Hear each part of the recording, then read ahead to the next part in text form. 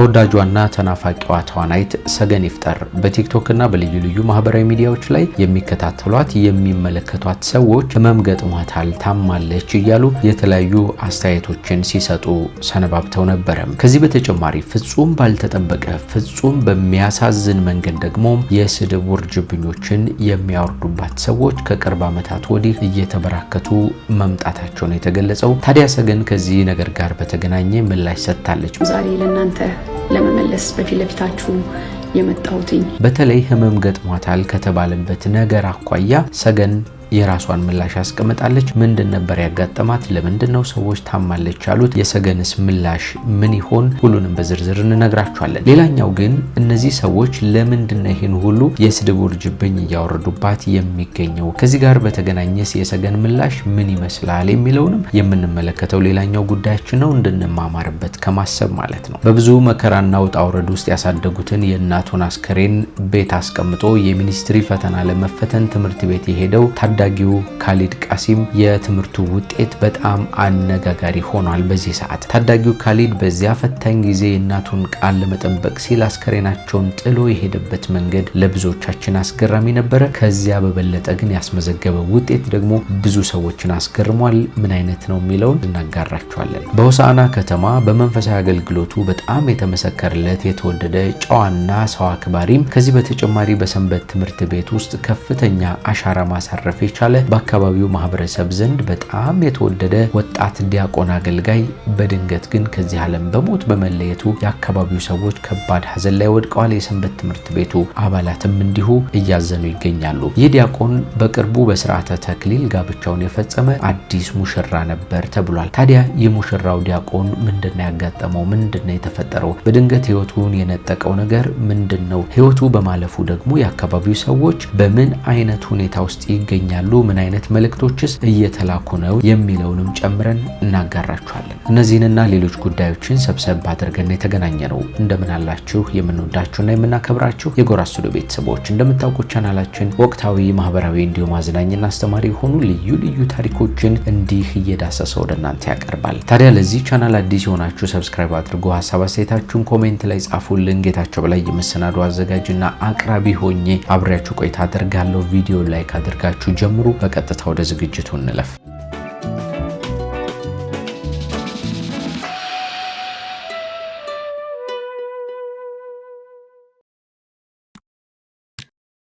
ስለ ታዳጊው ካሊድ ቃሲም በጣም አስገራሚ የህይወት ገጠመኝና እሱም ያደረገውን አስገራሚ ታሪክ ከዚሁ በፊት በዚሁ በሚዲያችን በኩል አጋርተናችሁ ነበር። እንደምታስታውሱት ካሊድ እንግዲህ በሸገር ከተማ ጣፎ አካባቢ ኑሮውን አድርጎ ትምህርቱን በመከታተል ላይ ያለ ታናናሽ ወንድሞቹን ደግሞ በማስጠናት ትምህርታቸው ላይ እንዲበረቱ በማድረግ ታማሚ እናቱንም እንዲሁ በማገዝ ጭምር ህይወቱን እየገፋ የሚገኝ ታዳጊ ልጅ ነበረ ማለት ነው። ታዲያ ያላችሁ እናቱ ከ4 ዓመታት በፊት ህመም ገጥሟቸው ወደ ሚኒሊክ ሆስፒታል ገብተው ሰርጀሪ ተሰሩና ከእንደገና ወደ ቤታቸው ተመልሰው አልጋ ላይ ቆይተው ያለፉትን ዓመታት እንዳሳለፉ መረጃዎች ይጠቁማሉ። የአካባቢው ሰዎችም ሲናገሩ ሰምቻለሁ። እሳቸው እንግዲህ ከጅግጅጋ ተነስተው ልጆቻቸውን ይዘው ወደዚህ ወደ አዲስ አበባ ዙሪያ ጣፎ አካባቢ ኑሯቸውን ካደረጉ ዓመታት ተቆጥረዋል። የልጆቻቸው አባት የቀድሞ ባለቤታቸው ደግሞ እሳቸውን እንደተለዩና ሌላ ትዳር መስርተው እዚያው ጅግጅጋ አካባቢ ኑሮ በመመስረታቸው እነዚህ ልጆች ለማገዝ ለመርዳት አማራጭ አልነበራቸውም። እሳቸው ብቻቸውን መታተር ስለነበረባቸው ብዙ ድካሞችን ይደክሙ ነበር። የማይሰሩት ስራ አልነበረም። በጣም ብዙ ውጣ ውረዶችንም ያሳልፉ ነበር። በኋላ ግን ቅድም የነገርኳችሁ ህመም ገጠማቸው፣ አልጋ ላይ ወደቁ ማለት ነው። ታዲያ አንድ ህልም አላቸው። ልጆቻቸው ትምህርታቸውን ተምረው ለቁም ነገር እንዲበቁ ከፍተኛ ምኞት አላቸው። በተለይ ታላቅየው ካሊድ ደግሞ ይህንን ኃላፊነት እንዲወጣ ምንም አይነት ፈተና ቢገጥሞ ትምህርቱን እንዳያቋርጥ ቃል አስገብተውት ነበረ። ይህንን ቃሉን እንዲያከብር ደግሞ ለጎረቤት ጠርተው እኔ እንኳን በህይወት ባልኖር አደራ ልጆቼን ትምህርታቸውን እንዲያጠናቅቁ አድርጉልኝ፣ እንዲማሩ አድርጉልኝ፣ በምንም አይነት ሁኔታ ከትምህርታቸው እንዲሰናከሉ አልፈልግም የሚል መልእክታቸውን አስተላልፉ፣ አደራ ሰጡ ማለት ነው። ታዲያ የፈሩት ሞት መጣና እኚህን ምስኪን እናት ይዟቸው ሄደ። ግን አጋጣሚው በጣም ከባድ ነበረ። ካሊድ የሚኒስትሪ ፈተና የሚፈተንበት እለት ነበር ያን ጊዜ ማለት ነው። ከዚያም ካሊድ እናቱ የሞቱበት እለትና የሚኒስትሪ ፈተናው ቀን በመገጣጠሙ ቢያዝንም እናቱ ቃል ያስገቡት ነገር ትዝ አለው። በምንም አይነት ሁኔታ ውስጥ ትምህርትን እንዳታቋርጥ ያሉት ነገር መጣበትና በቃ የእሳቸውን ቃል ለመጠበቅ ሲል አስከሬናቸውን አስቀምጦ ወደ ትምህርት ቤት ሄዶ ፈተናውን ተፈተነ። ከዚያ ተመልሶ እሳቸውን ቀበረና ድጋሜ ከሰዓት በኋላ የቀረውን ፈተና ወሰደ ማለት ነውና ይህ ጉዳይ በማህበራዊ ሚዲያ ላይ ተሰራጭቶ በጣም ብዙ ሰዎች ሲነጋገሩበት ነበር። አንዳንዶቹ ገና ልጅ አይደል እንዴ ለምንድነው እናቱን ከቀበረ በኋላ በሚቀጥለው አመት ፈተናውን ቢወስደው ብለው አስተያየት የሰጡአሉ። በሌላ በኩል ግን የእናቱን ቃል ያከበረበት መንገድ እናቱን ሐሳብ ያከበረበት መንገድ በጣም ትልቅ ነውና ጎበዝ ልጅ ነው ልናበረታታው ይገባል ብለው ነበር። ከዚያ እንግዲህ እነዚህ ነገሮች ከተነገሩ በኋላ የሸገር ከተማ አስተዳደር በዚያው በጣፎ አካባቢ ለመኖሪያ ቤት ግንባታ የሚያገለግል መሬት ወይም ቦታ እንዳስረከበው ከዚህ ቀደም በማህበራዊ ሚዲያዎች ላይ ተሰራጭቷል። ቤትም ሊሰራለት መሆኑም ቃል እንደተገባለት ነው የተነገረው ማለት ነው። እነዚህ ደስታዎች እየተነገሩ ባለበት ደግሞ ሌላ ልዩ ደስታ ተሰማ። በዚያ ቀን የእናቱን አስከሬን አስቀምጦ ፈተና የሄደበት ጉዳይ ተሳክቶ በጥሩ ውጤት ወደ 9ኛ ክፍል ማለፉን የሚያሳይ ነገር ተበስሯል። በዚህ ሰዓት በከባድ ሐዘንና በስነ ልቦና ጫና ውስጥ ሆኖ በሚኒስትሪ ፈተና ዕለት የተሰናበተችውን እናቱን አደራ ለመጠበቅ ሲል በእንባ የተፈተነው ታዳጊ ካሊድ ቃሲም አስደማሚ የሆነ ውጤት በማስመዝገብ ወደ 9ኛ ክፍል መሸጋገሩ ተሰምቷል በማለት ጉርሻ ገጽ አካፍሎናል። ታዳጊው በቤተሰቡ ላይ የወደቀውን ከባድ ሐዘን ውጦና የስነ ልቦና ጫናውን ተቋቁሞ የእናቱንም ኑዛዜ ለማክበር በእንባ ተጠምቆ ፈተናውን በብቃት አጠናቆ የኦሮሚያ ትምህርት ቢሮ ይፋ ባደረገው የ8ኛ ክፍል ክልላዊ ፈተና መሰረትም ካሊድ ቃሲም ጄላን በሸገር ዞን ለገጣፎ ለገዳዲ ወረዳ ጠቅላላ ውጤቱ 545.84 አማካይ ውጤቱ 77.8% በጠቅላላ ያመጣው ፐርሰንታይል ደግሞ 86.6 ሆኖ ተመዝግቦ በብቃት ወደ 9ኛ ክፍል ማለፉ ተበስሯል ማለት ነው። እንግዲህ ከዚህ ታዳጊ ላይ በጣም በርካታ ቁም ነገሮችን መውሰድ ወደ ህይወታችን መተርጎም እንችላለን። በምንም አይነት ፈተና ውስጥ ብንሆን በምንም አይነት ከባድ ችግር ውስጥ ብንወድቅም እንኳን ለዓላማችን መጽናት እንዳለብን ከዓላማችን ወደ ኋላ ማፈግፈግ እንደሌለብን ትልቅ ቁም ነገር እንማራለን። ከዚህ በተጨማሪ ግን የሰው ልጅ በፈተና ውስጥ ሆኖ እንኳን የሚፈልገውን ዓላማ ማሳካት እንደሚችል ለዓላማው ደግሞ በጣም ጥሩ የሆነ ውጤትን ማምጣት እንደሚችል ከዚህ ልጅ መማር እንችላለን። ለብዙ ታዳጊዎች መነቃቃትን የሚፈጥር ነው። ለወላጆቻቸው ምን ያህል ታማኝ መሆን እንዳለባቸው ወላጆቻቸው የሚነግሯቸውን ነገር ምን ያህል ተቀብለው ወደ ተግባር መለወጥ እንዳለባቸው የሚያሳይ በጣም ድንቅ የሆነ ታዳጊ ነው። እንግዲህ ህይወቱ ይቅናለት ለማለት እንፈልጋለን። ታዳጊ ታናናሽ ወንድሞቹን ደግሞ እንዲህ በኃላፊነት ኮትኮቶ አሳድጎ ለቁም ነገር በቅቶ እንደሚያበቃ እንጠብቃለን። ይቅናህ እንላለን።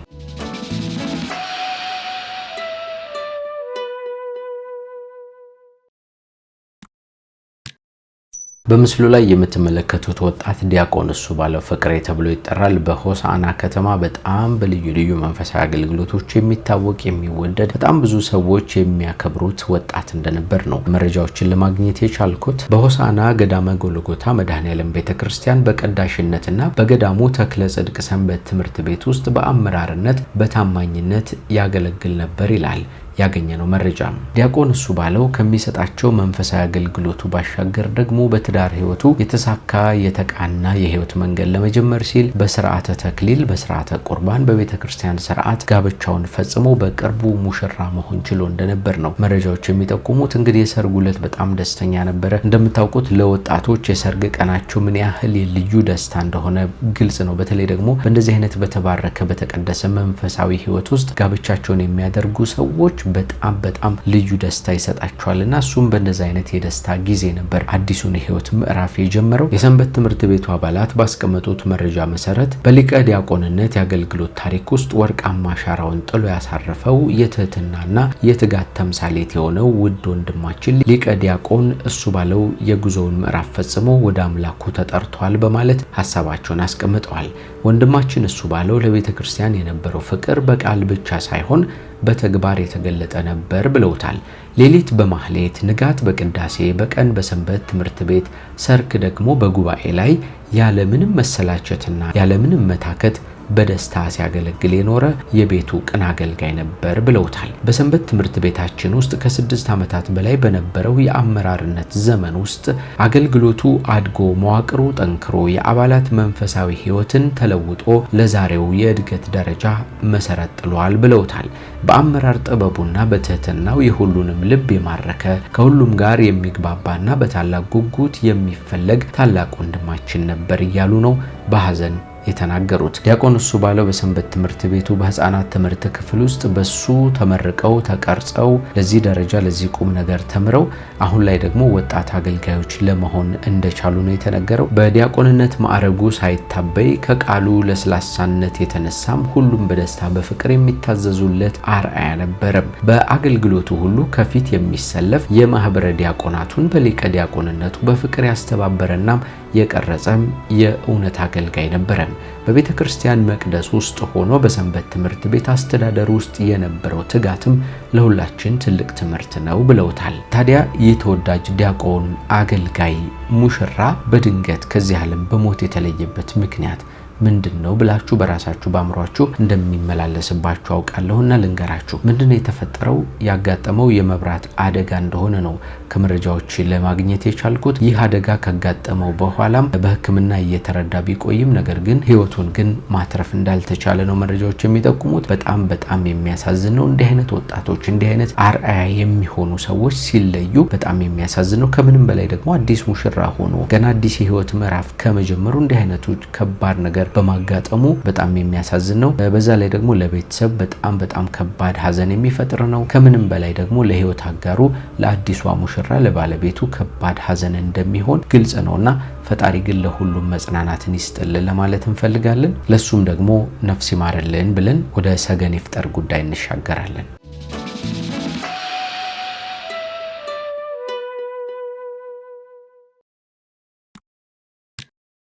እውቋና ተናፋቂዋ ተዋናይት ሰገን ይፍጠር በጣም በበርካታ ሰዎች ልብ ውስጥ የማትጠፋ በብዙ አማርኛ ፊልሞች ላይ ድንቅ በሆነ በትወና ብቃቷ የምትታወቅ በርካቶች የሚወዷት የሚናፍቋት በባህሪዋም የተመሰከረላት የተወደደች ልጅ እንደሆነች እናውቃለን። በቅርቡ በማህበራዊ ሚዲያዎች ላይ በተለይ የሚሰጡ አስተያየቶች ላይ ህመም እንደገጠማትና እንደታመመች የሚገልጹ አንዳንድ ሀሳቦች ነበሩ። ከዚህ ጋር በተገናኘ ራሷ ሰገን የሰጠችውን ምላሽ እናሳያቸዋለን።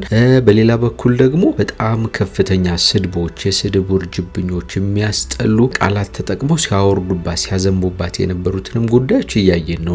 ከዚህ ጋር በተገናኘ ምክንያቱ ምንድነው? ሰገንስ ምን አይነት ሀሳብ አላት? ለምንድነው የሚሰድቧት? ምን አይነት ስድቦችስ ናቸው እየተስተናገዱባት ያለው የሚለውን እናነሳለን። ከሱ በፊት ግን እምብዛም የማይታወቁ በጣም ደስ የሚያሰኙ ልዩ ልዩ ምስጢሮቿን እንንገራችሁ። ሰገን በጣም ጥሩ ስነ ምግባር ካላቸው በጣም ትሁት ከሆኑ ቤተሰቦች የተገኘች ከዚያ ባለፈ ደግሞ በትዳር ህይወታቸው እርስ በርስ ባላቸው መከባበርና ፍቅር የተመሰከረላቸው ወላጆች እንዳሏት ይነገርላታል። ረጅም ዓመታት በፍቅር አሳልፈዋል እናትና አባቷ። ሰገን ከቅርብ ዓመታት ወዲህ በበርካታ ወጣቶች ዘንድ እየተፈጠረ የመጣውን የፍቺ ሂደት በተመለከተ ሀሳቧን ስትሰነዝር ከዚህ በፊት በነበራት ቃለ መጠይቅ ማለት ነው እናትና አባቷን ምሳሌ በማድረግ እናትና አባቴ በመሃላቸው ግጭቶች እንኳን ሲፈጠር ቁጭ ብለው ተወያይተው ተነጋግረው ወይም ደግሞ ያንን ነገር በሌላ ጊዜ አሻግረው ነገሩ ሲረግብ ይወያዩበታል እንጂ እስከ መፋታት ድረስ የሚያደርስ ወይም ደግሞ ፍቺን እንደ አማራጭ ወስደው የሚሄዱ እናትና አባት አይደሉም። ስለ ፍቺ በፍጹም እኛ ቤት ላይ የሚወራ ነገር አይደለም እያለች ስትመሰክር ነበርና እንደዚህ አይነት ቤተሰቦች ላይ ስለማደጓ ነው ስትናገር የነበረው። ለማንኛውም ሰገን ቤተሰቦቿ የኦርቶዶክስ ተዋህዶ እምነት ተከታዮች ናቸው። እሷ ደግሞ በአሁኑ ሰዓት ከቅርብ ዓመታት ወዲህ በፕሮቴስታንቱ ዓለም ውስጥ ገብታ በእንደዚህ አይነት ሃይማኖታዊ እንቅስቃሴ ውስጥ ነው የምትገኘው። እንግዲህ እንደበፊቱ በተደጋጋሚ በፊልሞች ላይ አንመለከታትም ማናያትም ከፊልሙ ዓለም ጠፍታለች ማለት ይቻላል። ከዚህ ጋር በተገናኘ ታዲያ በጉልቻ ፖድካስት በነበራት ቃለ መጠይቅ ላይ እንደተናገረችው ከሆነ እኔ ሙሉ ለሙሉ ከፊልም ርቅ ያለው ለማለት አይደለም ወይ ደግሞ ፊልምን በጣም የምወደው ሙያ ነው። ቢሆንም ግን አሁን ባለኝ ሃይማኖታዊ ጉዞ ምክንያት ከኔ ጋር የሚሄዱ ከኔ ጋር ከመንፈሳዊ ህይወቴ ጋር የማይጋጩ ስክሪፕቶች፣ ፊልሞች ሲመጡልኝ እሰራለሁ። ነገር ግን እስካሁን እጄ ላይ ያሉትና እየመጡልኝ ያሉት ፊልሞች ከኔ ህይወት ጋር የሚጋጩ ስለሆኑ አልቀበላቸውም የሚል ሐሳቧን ስታስቀምጥ ተደምጣለችና በእንደዚህ አይነት ምክንያቶች ከዚህ ከፊልሙ ዓለም እንደጠፋች ይነገራል። ስለዚህ ግን ሙሉ ለሙሉ ከፊልሙ ጠፍቻለሁ ለማለት ግን አይቻልም። እመለሳለሁ፣ ከኔ ጋር የሚሄዱ ፊልሞችን ሳገኝ እመጣለሁ በማለት ነው ሐሳቧን ያስቀመጠችው። በነገራችን ላይ ሰገን ይፍጠር የልጆች እናት ናት። ታውቃላችሁ ይሄንን? አንደኛው ወንድ ልጅ ነው በራሷ ከአብራኳ የተገኘ ነው። ሁለተኛ ልጇ ደግሞ በማደጎ ወይም ደግሞ ቤት ውስጥ አምጥታ እያሳደገችው የምትገኝ ልጅ እንዳላት ነው የተነገረውና የሁለት ልጆች እናት ናት ማለት ማለት ነው። በዚህ ሰዓት ከትዳር ጋር በተገናኘ በተጠየቀችው ጥያቄ መሰረት ሰገን ስትናገር ትልቅ እቅድ ፕላን እንዳላትና እግዚአብሔር በፈቀደው መንገድ የትዳር ህይወት ለመመስረት እሷን ሐሳቦች መስፈርቶች የሚያሟላ ሰው ከመጣ ትዳር ህይወት ለመመስረት በጣም ዝግጁ እንደሆነች ስትናገር ነበር። በአንዳንድ ዘማሪያንና ፓስተሮች አማካኝነት ግን የትዳር ህይወት ልትመሰርት ነው የሚሉ ሐሳቦች በተለያዩ ቃለ መጠይቆች ላይ ሲያነሱት እየተመለከትን ነበር። እኔ ግን የተመለከትኩትና እሷ የተናገረችው ከ3 ዓመታት በፊት ገና የትዳር ህይወት ለመመስረት እቅድ ላይ እንዳለች እንጂ ይሄ በግልጽ ከእንዲህ አይነት ሰው ጋር የትዳር ህይወት ልመሰርት ነው የሚል ሐሳቧን ስትናገር አልሰማሁትም ነበር። እንዳልኳችሁ ይሄኛው ከ3 ዓመታት በፊት የተናገረችውና የሰማው ስለነበረ አሁን ምናልባት የትዳር ህይወት መስረታ ሊሆን ይችላል። በግልጽ የወጡ ነገሮች ሲኖሩ እነግራችኋለሁ። ለማንኛውም ከዚያ በፊት የነበራት የትዳር መስፈርት በጣም ቆንጆ ለግላጋ ረዘም ያለ እንዲህ አቋሙ የሚያምር አይነት ነገሮች እንደነበሩና አሁን ባላት የትዳር መስፈርት ግን ፈጣሪን የሚፈራ ፈጣሪን የሚያከብር ከሆነ ምንም አይነት ሰው ይሁን ለትዳር መስፈርቴ ነው በማለት ነው ሐሳቧን ያስቀመጠችው። ወደ ፈጣሪ የሚያቀርበኝ ስደክም የሚያበረታኝ ተስፋ ሳጣ ተስፋ የሚሰጠኝ ከጎኔ የሚቆም የትዳር አጋር ነው የምፈልገው እያለች ነው እንግዲህ ስትናገር የነበረችውና እቺ ተወዳጅና ተናፋቂ ተዋናይት ታዲያ በጣም በርካታ የሚወዷት የሚያደንቋት የሚናፍቋት አድናቂዎች ወዳጆች እንዳሏት ሁሉ በማህበራዊ ሚዲያ ገጾቿ ላይ አንዳንድ ሰዎች ግን ኔጌቲቭ ሆኑ አስተያየቶችን ያልተገቡ ቃላትን እየተጠቀሙ ስድቦችንም ጭምር የሚያዘንቡባት ሰዎች እንዳሉ ለመመልከት ችለናል። ከዚህ በፊትም በእነዚህ አይነት ነገሮች ምክንያት የፌስቡክ ገጿን ሙሉ ለሙሉ እንደዘጋችና ፌስቡክ እንደሌላትም ጭምር ስትናገር ነበረ። በኋላ ግን ወደ ቲክቶክ በኩል በመምጣት በቲክቶክና በኢንስታግራም በኩል አንዳንድ ሐሳቦችን ታቀርባለች። ሃይማኖታዊ የሆኑ ይዘቶች ያላቸው ቪዲዮዎችንም ታጋርናለች። በተለይ ደግሞ በቲክቶክ በኩል ማለት ነው። ታዲያ ከቅርብ ዓመታት ወዲህ ሰውነቷ ላይ ከፍተኛ የሆነ ለውጥ በመታየቱ ወይም ደግሞ እየከሳች በመምጣቷ ምክንያት እዚያ ጋር ተገናኝተው ሞራሏን የማይጠብቁ አንዳንድ አስተያየቶች ሲሰጡ ነበረ። በጣም ብዙ ሰዎች ምን ሆና ነው ምንድነው ያጋጠማት ምናምን እያሉ ሐሳባቸውን የሚሰጡ ሰዎች አሉ። ምናልባት እሷን ከመውደድ ከመጨነቅና የገጠማትን ነገር ከማወቅ የመነጨ ሊሆን ይችላል ያንዳንዶቹ ሰዎች አስተያየት። ሌላኞቹ ግን ምን ነው አስጠላብሽ ምን ነው እንዲሆንሽ ምናምን እያሉ ያልተገባ አስተያየቶችን የሚሰጧትን ሰዎች እየተመለከትን ነው በዚሁ በቲክቶክ በኩል ማለት ነው። ሌሎቹ ደግሞ በተለይ ሰሞኑን ህመም እንደገጠማት አድርገው ምንድነው ያጋጠማት ይች ልጅ እያሉ ጥያቄዎችን ሲጠይቁ እንደነበርና አስተያየቶችንም ስታስተናግድ እንደነበር ከዚያ በተጨማሪ ለነዚህ ነገሮች ግን ጠቅለል ያለ ምላሽ እንደሰጠች ነው ለማግኘት የቻልነው። ሰገን በዚህ ምላሿ ላይ ሐሳቧን ስትጀምር ሰዎች ሁሌም በህይወት ጉዟቸው ውስጥ ማድረግ ያለባቸው ነገር ስለሚመለከታቸው ነገር ብቻ ነው ማውራት ያለባቸው። እኔ በግሌ የሚመለከተኝን የሚያገባኝን ነገር ብቻ ማውራትና መጠየቅ የምፈልግ አይነት ሰው ነኝ እያለች ነው ሐሳቧን የጀመረችው። እኔ ስለሚመለከተኝና ስለሚያገባኝ ነገር ብቻ ማውራትና መስማት ነው ፈልገው። በተደጋጋሚ በኮሜንት ሴክሽኖች ላይ ስመለከት ስለኔ ያላስፈላጊ የሆኑ ኔጌቲቭ የሆኑና ጥሩ ያልሆኑ ሐሳቦችን እያስተናገድኩ መጥቻለሁ እያለችም ትናገራለች። ምላሽ ከሰጠችባቸው ጉዳዮች መካከል አንዳንድ ሰዎች ምን ነው ሰውነትሽ ቀነሰ ምን ነው ከሳሽ እያሉ ከተናገሩበት ንግግር አንጻር ነው። እስኪ እንስማው። ያመጣሁት የሰውነት መቀነስ እግዚአብሔር ያደረገልኝ ነው። ምክንያቱም ፈልገው የነበረው ነው።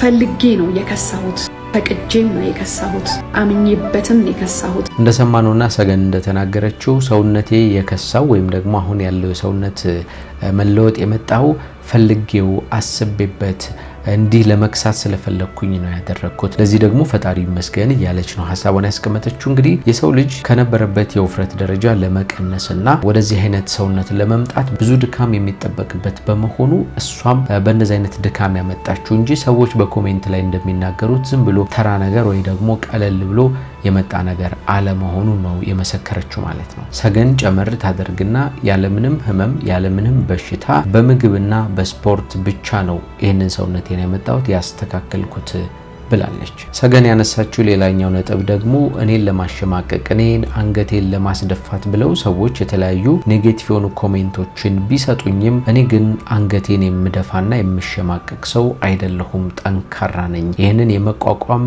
የመቻል አቅም አለኝ እያለች ነው የተናገረችው። የአእምሮዬን ሰላም መጠበቅ ስለምፈልግ መጽሐፍ ቅዱስም ከምትሰሙትና ከምታዩት ተጠበቁ ስለሚል ማለት ነውና ውድ ቤተሰቦቼ እኔ በጣም ደህና ነኝ፣ እግዚአብሔር ይመስገን። ምንም አይነት በሽታም አልያዘኝም፣ የሟርተኞችም ሐሳብ አልተሳካላችሁም ለማለት ነውና ምንም እኔ እንደዚህ ነገሮች አያስጨንቁኝምና ስለዚህ ሰገን ባጭሩ እኔ ደህና ነኝ ፈጣሪ ይመስገን የሚል ሐሳቧን አስቀምጣለች። ነገር ግን አንድ ነገር መናገር ፈልጋለሁኝ። እኔ ሰገን ላይ ብቻ ሳይሆን በሌሎች ማህበራዊ ሚዲያ ላይ ከሚንቀሳቀሱ ከሚታወቁ ሰዎች ኮሜንት ስር ስንመለከት ብዙ ጊዜ እኔም በተደጋጋሚ የተናገርኩት ነገር ነው። በጣም ኔጌቲቭ የሆኑ አስተያየቶች ይበዛሉ። ይሄ የሰዎችን ማንነት በቀጥታ የሚነካ የሰዎችን ሞራል በቀጥታ የሚነካ ሐሳብ ይንጸባረቃልና ለሰዎች ሞራል መጠንቀቅ አለብን። ሰዎች ላይ ስድብ ምን ያደርግልናል? ሰገን ላይ የተደረጉት እነዚህ መጥፎ የሆኑ ኔጌቲቭ አስተያየቶች መወገድ አለባቸው፣ መቆም አለባቸው ብዬ ነው የማስበው። በዚያው ልክ ግን በጣም መልካም ሐሳቢዎች ፖዚቲቭ የሆኑ ነገሮችን የሚናገሩ የሚያበረታቱ ከዛ ደግሞ የማይጥማቸው ነገር ከሆነ እንኳን መልካም በሆነ አስተያየት ይሰጡበታል፣ አለበለዚያ ደግሞ ሐሳባቸውን አይሰጡበትም፣ ዝም ብለው ያልፋሉ አያገባኝም ብለው ማለት ነውና ስለዚህ ወይ አያገባንም ብለን ማለፍ አለብን ወይ ደግሞ አስተያየት መስጠት ያለብን ነገር ከሆነ ስነ ምግባራዊ በሆነ መንገድ ጥሩ ቃላትን ተጠቅመን ፖዚቲቭ በሆነ መንገድ ሰዎቹን ሊለውጣቸው ሊያስተካክላቸው ይችላል ብለን በመናስበው ሐሳብ ላይ ብቻ መስጠት ይተበቅብናል እንጂ መሳደብ፣ የሰዎቹን ሞራል መንካት፣ ያልሆኑ ነገሮችን መናገር፣ ጥሩ ያልሆኑ ቃላትን ማዝነብ ተገቢ ነው ብዬ አላምንም። ሰገን ይፍጠር እንግዲህ ሁሌም እንደምትናፈቀው እንደምትወደደው በአዲስ ፊልሞች ላይ በአዲስ የትወና ብቃቷ ከእንደገና እናያታለን ብዬ አስባለሁ። ህይወቷ እንዲቀናላት መልካም እንዲሆንላት እኔ በግሌ በሚዲያችን ስም ምኞቴን ለማቅረብ እፈልጋለሁ ማለት ነው። በጣም ከምንወዳቸው ተዋናዮች መካከል አንዷ ስለሆነች ሰገን። ለማንኛውም በተለያየ ዓለም ክፍል ሆናችሁ እኛን ተቀዳሚ ምርጫ አድርጋችሁ የምትከታተሉን ውድና የተከበራችሁ ጎራ ስቱዲዮ ቤተሰቦች እንደምታውቁት ቻናላችን ወቅታዊ፣ ማህበራዊ እንዲሁም ደግሞ አዝናኝና አስተማሪ የሆኑ ልዩ ታሪኮችን እንዲህ እየዳሰሰ ወደ እናንተ ያቀርባል። ዛሬም ሰሞንኛ አነጋጋሪ የተባሉትን ጉዳዮች እየዳሰሰን እንዲያቀርብንላችሁ ከዝግጅታችን ብዙ ቁም ነገሮችን፣ ትምህርቶችን እንዲሁም ልዩ ሐሳቦችን እንደቀሰማችሁ ተዝናኖትም እንዳገኛችሁ ባለሙሉ ተስፋ ነን። ጌታቸው በላይ ደግሞ የመሰናዶ አዘጋጅና አቅራቢ ሆኜ እንዲህ አብሬያችሁ ቆይታ አድርጌያለሁ። ለዚህ ቻናል አዲስ የሆናችሁ ሰብስክራይብ አድርጉ፣ ሐሳብ አስተያየታችሁን ኮሜንት ላይ ጻፉልን። በሚቀጥለው ደግሞ በአዳዲስ ጉዳዮች እንደገና እንገናኛለን። እስከዚያ ግን ሰላም ሆኖልን